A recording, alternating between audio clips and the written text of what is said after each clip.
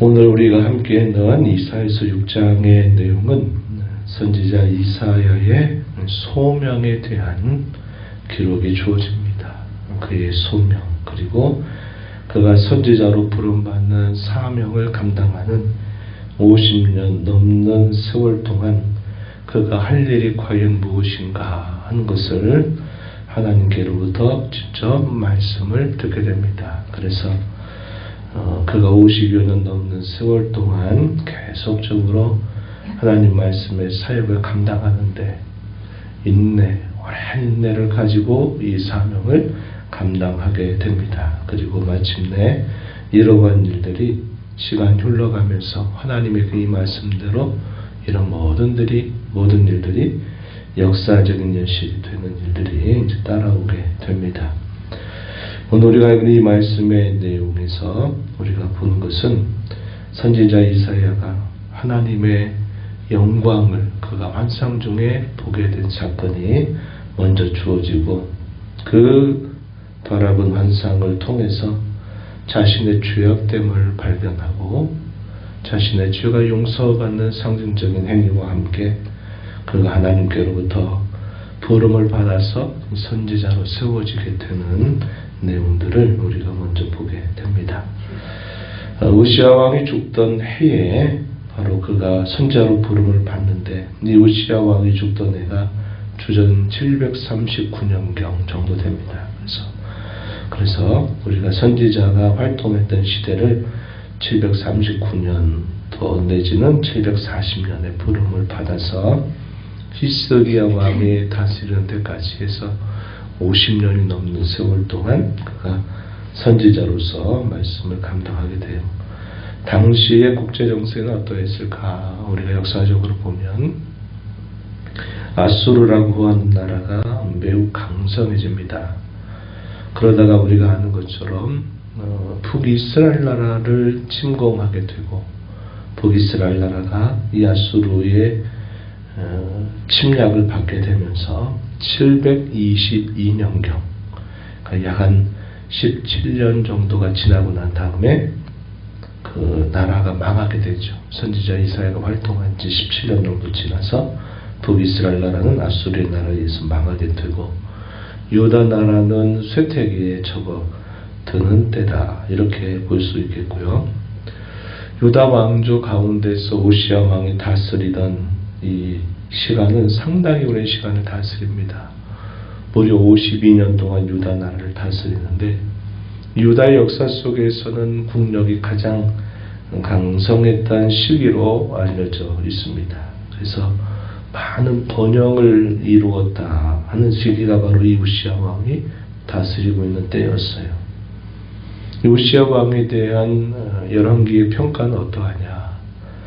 그가 여호와 보시기에 정직하게 행하였다 이렇게 평가합니다. 그러나 산당은 제거하지 않았다 이렇게 남겨두고 있어요. 그래서 유다의 왕조 가운데 우시야 왕은 소위 선한 왕의 명부에 올라가 있는 그런 왕입니다. 그런데 그 왕이 죽었다라고 하는 소식은 당시 유다 백성들에게 있어서는 대단히 참혹한 일이었습니다. 너무나 안타까운 일이었어요.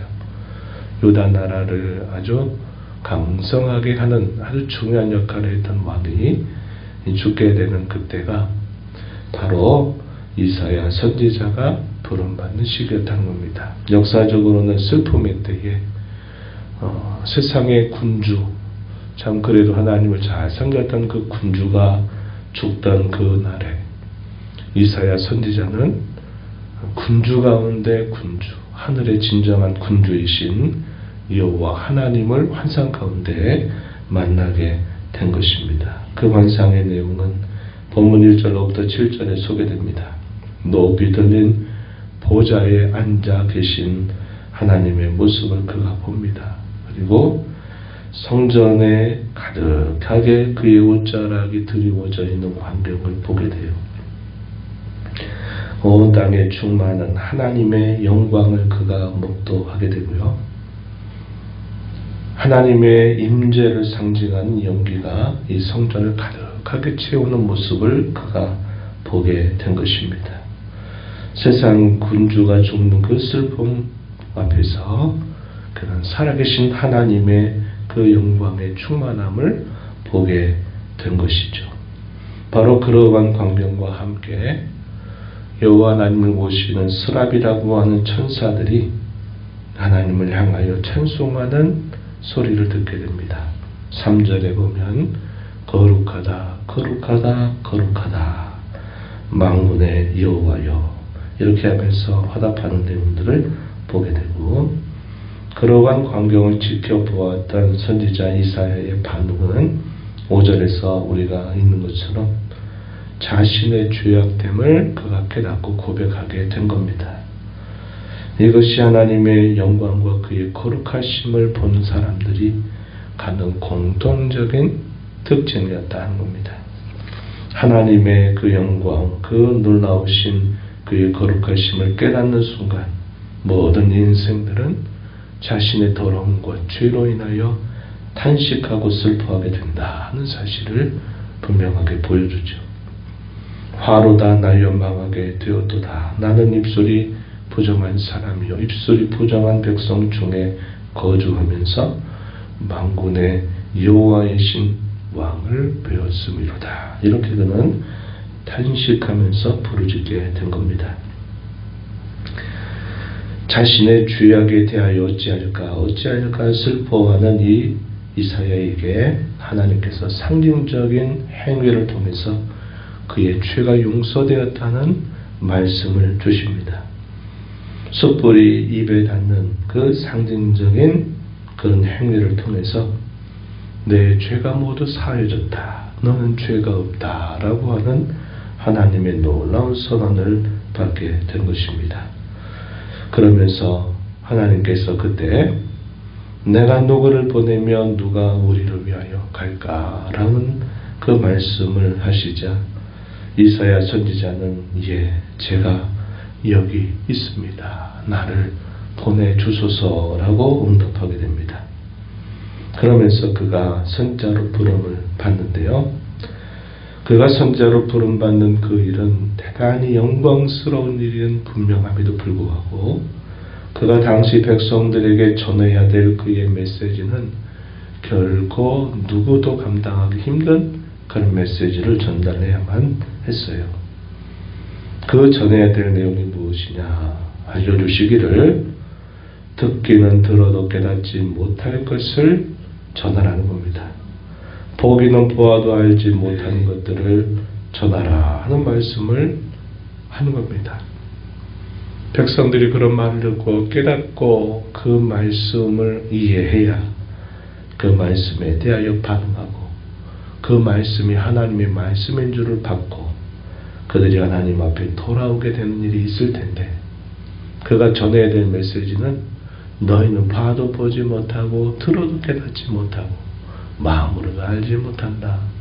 이러한 메시지를 그들에게 전해야 되니까 그들에게 환대받고 환영받는 선지자의 길이 아니라 그들로부터 외면당하고 때로는 박해를 당하기도 하고 많은 고난과 시련을 견뎌내야만 하는 그러한 길을 가야만 된다는 사실을 그가 하나님께 듣게 되는 것입니다. 왜 그 백성들에게 그러한 메시지를 전하여야만 했을까요?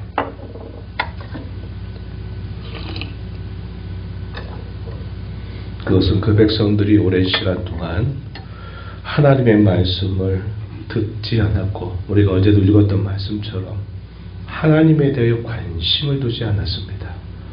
하나님이 뭘 바라시는가를 생각지 않았어요. 그런 오랜 시간들이 지나게 되면서 그들의 마음이 영적으로 무감각하게 되고 영적인 무지함에 빠지게 되면서 그들이 봐도 보지 못하고 들어도 깨닫지 못하고 또 마음으로도 그들이 알지 못하게 되는 이런 영적인 무지몽매한 상태에 빠지게 되었다는 것을 우리는 알게 됩니다. 이사야 선지자는 묻습니다. 주님, 어느 때까지 이러한 일이 있을 것입니까? 라고 물었더니 대답해 주시기를 성읍들이 황폐하여 주민이 없으며 가옥들에는 사람이 없고 토지는 황폐하게 되며 여호와께서 사람들을 멀리 옮기셔서 이 땅 가운데 황폐한 곳이 많을 때까지다. 이렇게 대답하십니다. 언제를 말할까요? 유다 나라의 패망입니다. 그들이 패망을 당해서 바벨론으로 옮겨지게 될 때 비로소 하나님의 말씀이 옳았구나. 이사야 선지자가 혹은 예레미야 선지자가 전했던 이러한 말씀들이 맞는 말씀이었구나 하는 사실을 그때야 비로소 그들이 깨우치게 된다 하는 겁니다. 이게 얼마나 안타까운 일인지 몰라요. 그러면서도 하나님께서 선지자에게 하시는 말씀은 그 중에 10분의 1이 남아있을지라도 이것도 황폐하게 될 것이다. 이 하나님의 이 징계가 철저하게 내려지게 되리라 하는 겁니다. 가장 바닥까지 그들을 낮추시겠다 하시는 것을 말씀하세요. 그럼에도 불구하고 뭐라고 말씀하느냐. 밤나무 상수리 나무가 배임을 당하여도 거루터기가 남아있는 것처럼 거룩한 씨가 이 땅에 거루터기가 되어서 다시 일어나게 될 것을 말하는 겁니다. 이게 소위 남은 자의 사상이라고 부르는 그러한 특별한 내용이 된다 하는 것입니다. 우리가 이 말씀을 통해서 사명자로 부름받은 이사야 선지자의 그 모습을 한편으로 생각하고 또 한편으로는 당시 백성들의 그 영적인 무지몽매한 상태에 대해서 우리가 주목하게 되는 겁니다. 자신에게 맡겨주신 그 사명이 얼마나 그에게 영광스러운 일인지 그 하나님의 영광과 거룩하심을 봤던 선지자 이사야는 자신이 봤던 그 하나님의 그 영광을 평생토록 가슴에 간직하면서 많은 박해와 반대와 시련과 외면을 당하는 중에도 자신에게 맡겨진 사명을 묵묵하게 그 일을 감당하는 그런 자세를 보입니다. 이게 하나님 앞에 충성스러운 자의 모습이다 하는 것을 우리가 깨닫게 되어 우리도 그렇게 하나님의 은혜를 받은 자로 그 은혜를 하는 자로 충성스러운 자들로 삶의 마지막 순간까지 살아야 되겠다. 이것을 우리가 배워야 되겠습니다. 그리고 또 한편으로 우리의 짧은 인생 속에서 하나님께서 우리에게 하시는 그분의 말씀의 참뜻을 우리가 보기도 하고 듣기도 하고 체험하기도 하고 깨닫기도 해서 그 말씀을 우리가 잘 지켜 사는 것이 우리의 인생의 가장 큰 복이다 하는 사실을 우리가 기억하면서 늘 하나님 앞에 예민하게 반응하는 자, 하나님의 은혜를 은혜로 깨닫고 그 은혜를 따라 살아가는 자들이 되도록 힘써 살아가는 저와 여러분이 되기를 진심으로 바랍니다. 하나님 아버지, 오늘도 저희들에게 하나님의 말씀을 들려주셔서 우리의 살아가는 이 땅의 삶을 다시 한번 하나님 앞에 돌아보는 시간을 갖게 됩니다. 이사야 선지자는 참 영적으로 무지몽매한 시대에도 불구하고 하나님께서 자신에게 보여주신 영광과 그 거룩하심에 압도되어서 50년 넘는 세월 동안 그 무지몽매한 백성들을 향하여 살아계신 하나님의 말씀을 고난과 박해 가운데 끝까지 전하는 충성스러움을 보여준 것을 보게 됩니다. 반면에 유다 백성들은 하나님께서 그의 말씀을 백성들에게 두시려고 그렇게 말씀을 전함에도 불구하고 하나님께 대하여 무관심하고 하나님의 말씀을 듣기를 싫어하는 일들로 인해서 무지몽매 가운데 그들의 인생을 살다가 역사적인 큰 아픔을 겪고 나서야 비로소 이것이 잘못되었구나 하는 것을 깨닫게 된다는 것을 보았습니다. 저희 인생의 짧은 이 순간들을 과연 저희가 무엇을 위해서 하나님 앞에 살아야 될지를 다시 한번 생각하는 귀한 아침이 되기를 바라고 저희에게 구원의 은혜를 베푸신 그 크신 하나님의 사랑을 기억하면서 저에게 맡겨주신 소임과 분분을 생의 마지막 순간까지 잘 감당할 줄 아는 저희들의 삶이 되게 해주시기를 바랍니다. 사랑했던 성도가 이제 주의 품에 안겼습니다. 장례 절차들을 통해서 하나님의 위로와 또 주께서 주신 소망이 넘치는 그런 모든 절차들이 되도록 은혜를 베풀어 주시옵소서. 이 시간도 주 앞에 나와 기도하는 모든 심령들의 간구를 귀기로 주시고 응답해 주시기를 바라며 예수님 이름으로 기도하옵나이다. 아멘.